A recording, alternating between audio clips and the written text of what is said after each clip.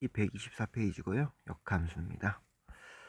우선 역함수의 이름을 살펴보면 뭐 함수라는 것은 우리가 앞에서 배웠던 거고요. 역이라는 게 있죠. 역이라는 단어가 들어간 것 중에서 뭡니까? 역행 혹은 역류라는 말이 있습니다. 역행은 거꾸로 가다, 역류는 반대로 흐르다, 이런 뜻이죠. 그래서 이 역이라는 뜻은요, 한자고요. 이 한자로 반대로라는 뜻입니다. 반대로. 그죠? 우리가 이제 함수가 있으면 이 x 이렇게 y로 정의역에서 공역으로 들어가는 방향인데, 역함수 같은 경우는 반대입니다. 반대. 어떤 경우냐? 이게 이제 f 함수라고 친다면 이렇게 화살표가 반대로 가는 게 바로 역함수라는 겁니다. 이해가 되셨습니까? 그쵸? 네, 표시는 f를 쓰고요. 위에다가 마이너스 1제곱을 이렇게 올려놓은 형태가 되는데요. 이것을 우리는 역함수로 표시하고, 화살표 방향이 정의역에서 치역으로 올 때, 역함수는 이 치역에서 정의역으로 이렇게 오게 된다. 치역에서 정의역으로 오는 것을 우리는 역함수 이렇게 부르는 겁니다. 됐습니까? 한번 수학적 개념을 다시 한번 살펴볼게요. 역함수는 함수 f가 x에서 y로 1대1 대응일 때 중요한 거 나왔고요. 1대1 대응이어야 됩니다. 그렇죠? 집합 y의 가원소 y에 대해서 집합 x는 y인 집합 x의 원소 x가 오직 하나씩 존재한다. 그렇죠? 1대1 대응이기 때문에 하나씩 각 원소 y에 대해서 원소 x가 오직 하나씩 존재하겠죠. 1대1 대응이란 말이랑 똑같은 말이고요. 이때 fx는 y인 x의 원소 x를 각 원소 y에 대응시켜서 만든 새로운 함수가 정의될 때 y가 정의역이 되고 x가 공역이 되는 것을 우리는 역함수라고 하고요. f에다가 마이너스 1제곱을 한 형태로 표현을 합니다. 기호로는요. 말이 좀 어렵게 나오는데 무슨 말이냐면 fx는 y라는 함수가 있습니다. 그 중에서 y에 있는 원소 y를 x의 원소 x에다가 하나씩 대응시키면 당연히 y에서 출발해서 x로 가기 때문에 y가 정역이 되고 x가 공역이 될 겁니다. 그렇죠? 1대1 대응이기 때문에 공역은 곧 치역이 될 겁니다. 그래서 공역과 치역이 일치하겠고요.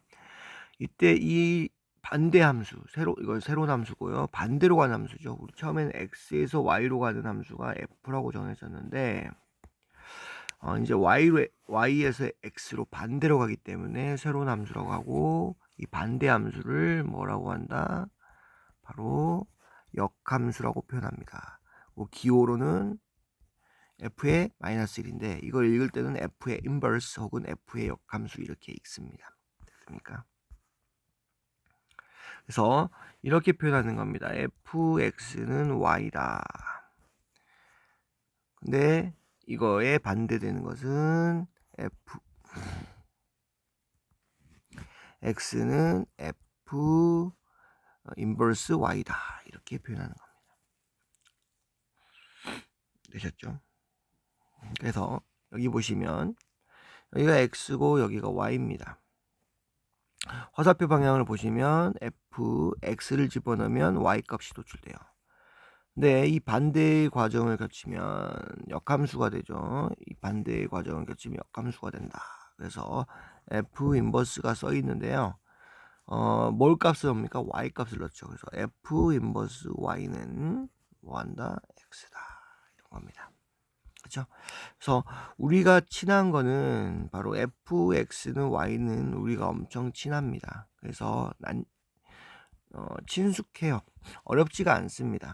근데 인버스 y는 x라는 안 친해요. 이제 배웠기 때문에. 그래서 친해져야 되는 과정을 거쳐야 되고요. 그리고 또 우리 익숙해져야 됩니다. 그래야지 어렵지가 않아요. 됐습니까? 그래서 이 두 개는 어떻다? 똑같은 함수다. 똑같은 함수가 아니라 똑같은 함수의 정과 역이다 라고 생각하시면 되겠죠. 역. 얘는 정함수, 얘는 역함수 이렇게 생각하시면 되겠죠. 그렇죠? 어차피 똑같은 함수를 표현한 것은 x와 y 정역과 공역이 서로 반대가 되기 때문에 그냥 이 x 정역과 y 공역이 y 정역에서 x 공역으로 변할 뿐 이 형태 틀은 똑같다. 화살표의 방향만 어떻게 된다? 반대로 된다. x에서 y로 갈 때는 f, y에서 x로 갈 때는 f 인버스가 된다라는 거 꼭 기억해 주시기 바랍니다. 보겠습니다. 역함수가 존재할 조건인데요. 아까와 같이 1대1 대응해야 됩니다. 1대1 대응. 이게 필요 충분 요건이에요. 1대1 대응이 되지 않으면 역함수가 존재할 수 없습니다. 그래서 지금 세 가지로 설명을 설명할 건데요. 첫 번째, 여기 보겠습니다. 1, 2, A, B, C 이렇게 되고요. 1, 2, A, B. 그죠? 그 다음에 1, 2, A 이런 식으로 세 가지를 놓을게요. X, Y고요. X, Y고요. X, Y고요. 화살표를 이렇게 쳐볼게요. 그 다음에 이렇게 쳐볼게요. 그 다음에 이렇게 쳐보겠습니다. 애들은 다 함수가 맞습니다. 함수 F는 다 맞아요. F는 다 맞고요. 근데 F 인버스가 맞냐? 이 문제입니다.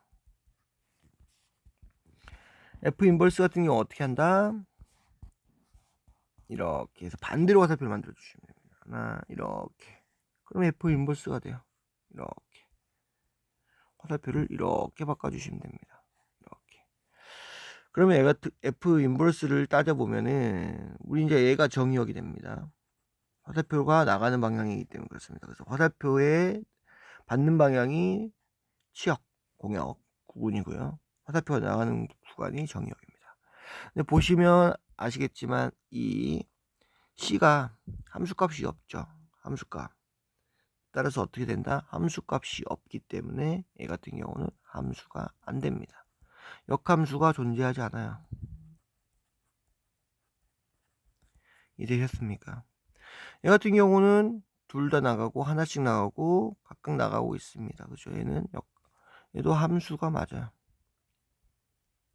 즉 역함수가 존재한다. 이렇게 생각할 수 있겠죠.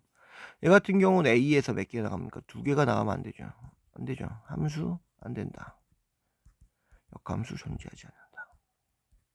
이건 뭘 보여주냐면 이렇게 둘이 개수가 맞고 1대1 대응해야 됩니다.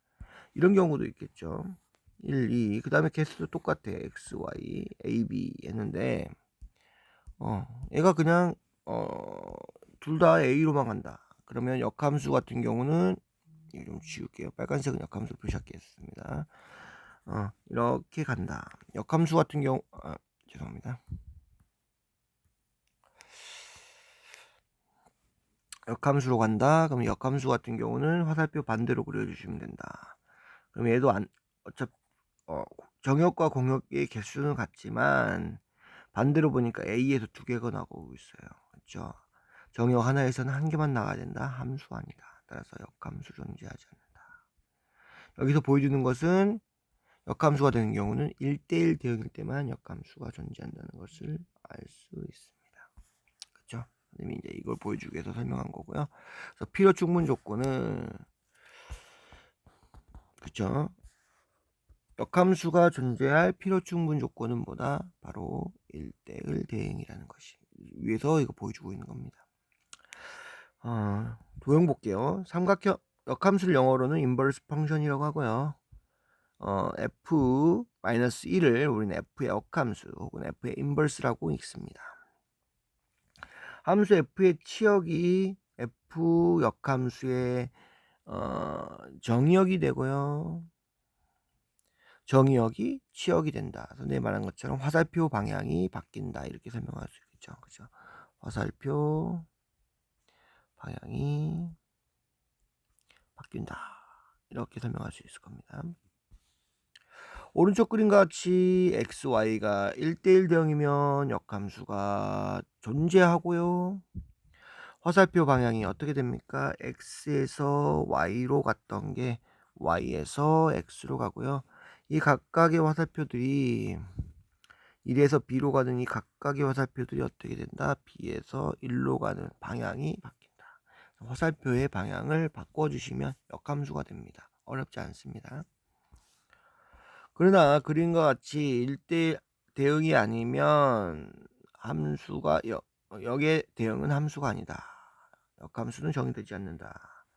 즉 여기 같은 경우는 반대로 보니까 이 C에서 나가는 화살표가 없는 거예요. 그럼 얘가 정의역이 될 수가 없다. 정의역 조건이 안 되는 겁니다. 정의역 조건. 글씨가 막 날리네요. 그래서 얘가 나중에 역함수면 얘가 정의역이 되는데 역함수 정의역인데 그러면 정의역 조건에 맞지 않죠. 함수 조건에 맞지 않다. 그래서 역함수가 존재할 수 없다 이겁니다. 그렇죠? 그래서 이렇게 생각하시면 돼요. 둘 다 x, y가 얘가 함수 정의역이고 얘가 역함수 정의역입니다. 각각 한 번씩 나와야 돼요. 한 번씩. 각각 한 번씩 나와야 돼요. 얘도 한 번씩 나와야 되고 얘도 한 번씩 나와야 되니까 개수가 일치해야 되고요.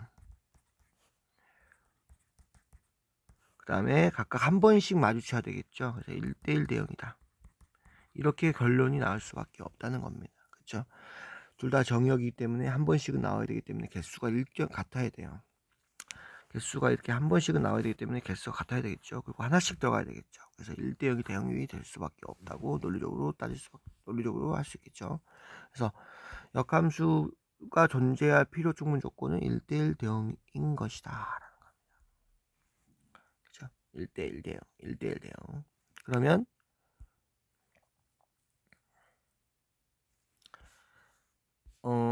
만약에 이런 문제도 나오겠죠.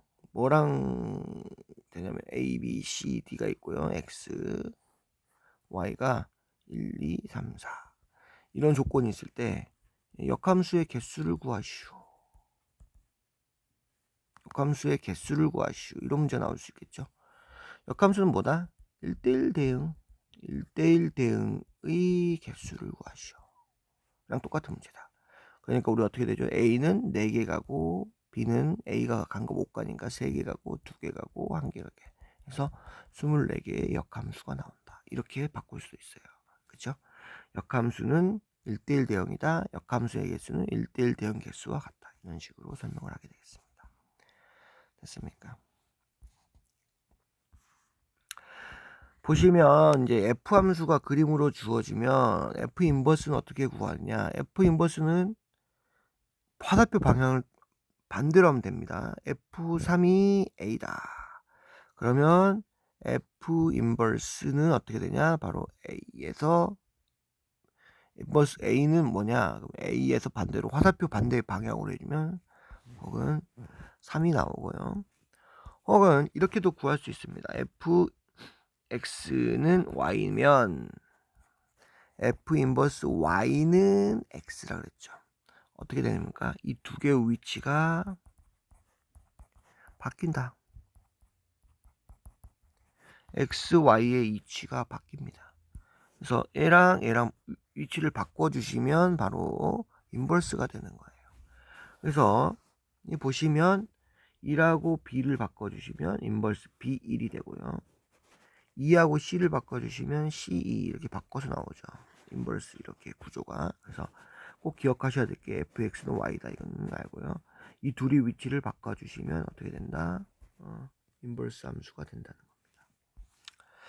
됐죠? 그래서 역함수 구하기가 바로 연결됩니다. 역함수 구하기는 어떻게 구하냐면요. 바로 아까 뭐 한 것처럼 x와 y를 서로 바꿔서 쓰면 됩니다. 그렇죠? 즉 y는 fx면 인버스는 뭐다? x하고 y의 위치를 바꿔 놓으시면 됩니다. 그죠? x와 y를 서로 바꾸어 놓는다. 이 의미가 뭡니까? x, y를 서로 바꾸어 놓는다. 의미가 뭐예요? 바로 x, y를 서로 바꾸는다는 것은 y는 x에 대해서 대칭이라는 말이에요. 우리 대칭 이동할 때 배웠죠? 이거 대칭 이동 때 배웠잖아요. 대칭 이동할 때 y는 x에 대해서 대칭하시오. 그러면 우리 y와 x를 서로 바꿔냈죠. 그래서 역함수는요. 만약에 그래프로 따졌을 때 그래프상보다 y는 x에 대해서 대칭인 겁니다. 그래서 역함수를 구하시오. 그러면 y는 x의 대칭인 걸 찾으면 돼요. 우리가 앞에서 배웠던 대칭 이동과 관련해 보면 이해가 되셨습니까? 그렇습니다. 그래서 여기 마지막에 본 것처럼 y와 x를 서로 바꾼 다음에 y에 대해서 정리하면 끝납니다. 근데 여기서는 x에 대해서 정리한 다음 그 다음에 x는 y를 서로 바꿨기 때문에 y에 대해서 정리가 되는 겁니다. 근데 순서를 바꿔서 그냥 x, y 바꿔놓은 다음에 y에 대해서 정리하는 것도 하나의 방법이다. 그렇죠? 앞에 살펴본 것과 같이 f의 치역이 역함수의 정의역이 되기 때문에 1대1 대응이 되어야 된다. 꼭 기억하셔야 되겠죠? f의 정의역은 f의 인버스의 치역이 된다라고 하는 거죠. 함수 y는 x 플러스 2의 역함수를 구하여라. 그러면 뭐 한다? y는 x의 대칭이다. 따라서 y와 x를 바꿔주시면 됩니다. 그리고 y에 대해서 정리해 주시니까 이렇게 역함수가 나옵니다. 이해되셨습니까? 그래서 꼭 기억해 주셔야 될 게 역함수에 이제 역함수 구하기인데 이거 엄청 중요하죠. 역함수 구하기가. 역함수 구할 때는 어떻게 한다? y와 x를 서로 바꾼다. 이거의 의미가 뭐다? 바로 y는 x에 대해서 대칭 이동한 거다. 그래프상. y는 x에 대해서 대칭이다. 그러면 y는 x 서로 맞바꾼다. 이거죠. 그렇죠? 그래서 이거 꼭 기억하세요. 대칭 이동상 y는 x에 대해서 대칭이고 따라서 x와 y를 서로 바꿔 넣어서 y에 대해서 정리하면 이게 바로 역함수가 된다라는 겁니다. 되셨죠?